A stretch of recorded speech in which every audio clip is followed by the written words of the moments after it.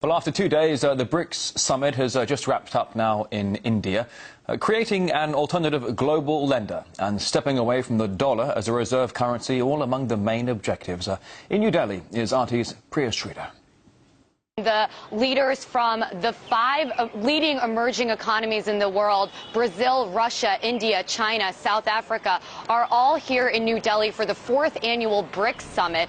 Russian President Dmitry Medvedev held a bilateral meeting with the Indian Prime Minister Manmohan Singh. There have been a lot of things on the agenda. One of the main themes of this year's summit is how these growing economic powers are also starting to have more political clout on major international issues like Syria. And again, we saw Russia and China saying that they back a ceasefire in Syria. They want peace in Syria, but they don't expect President Assad to step down. They don't want him to step down, like many of the Western leaders have said. Let's take a listen to what the Russian president had to say. One of the priorities for BRICS for the years to come should be the strengthening and key role of the UN Security Council in maintaining international peace and security, and also ensuring that the UN is not used as a cover for regime change and unilateral actions to resolve conflict situations.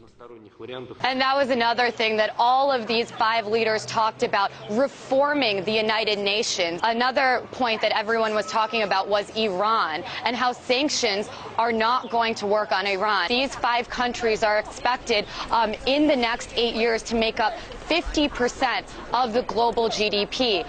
Even earlier this year, all of the BRICS countries were discussing potentially bailing out Europe from its financial crisis. One of the major things on the agenda was talking about a potential BRICS basket currency that could serve as an alternative to the American dollar or the euro. Today, all the 5 leaders signed an agreement to actually give out loans in their local currencies, which is another move that they're thinking about, moving away from the dollar and moving away from the euro. Another huge thing on the agenda here in Delhi was the idea of a joint BRICS bank that could serve as an alternative to the Western-led traditional financial institutions like the International Monetary Fund and the World Bank.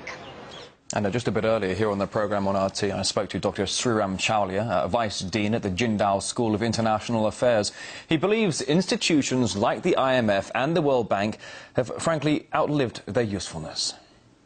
The problem with vying for some kind of crumbs from the high table is that it still depends upon the mercy and the munificence of the former superpowers, who are now just great powers. The point is, in a multipolar world, I think it's better to launch your own initiatives and to show that you have the initiative to build your own institutions rather than to beg for a few more voting shares and a few more places in the managerial or the boards of the Bretton Woods institutions. Because the Bretton Woods institutions, I don't think, can be reformed from within.